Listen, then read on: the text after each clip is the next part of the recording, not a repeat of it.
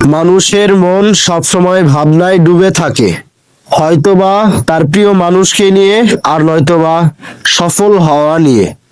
মানুষের মন সবসময় ভাবনায় ডুবে থাকে, হয়তোবা তার অতীতের ভুলগুলো নিয়ে আর নয়তোবা অতীতের সুন্দর সময় নিয়ে। মানুষের মন সবসময় ভাবনায় ডুবে থাকে, হয়তোবা অহংকার নিয়ে আর নয়তোবা ব্যর্থতা নিয়ে। মানুষের মন সবসময় নিজেকে নিয়ে চিন্তা করে এবং তা করতেই থাকে, হয়তোবা তার ভালো স্মৃতি নিয়ে আর নয়তোবা খারাপ স্মৃতি নিয়ে, আর হয়তোবা তার সাফল্যের অহংকার নিয়ে, তার ব্যর্থতার দুর্বলতা নিয়ে।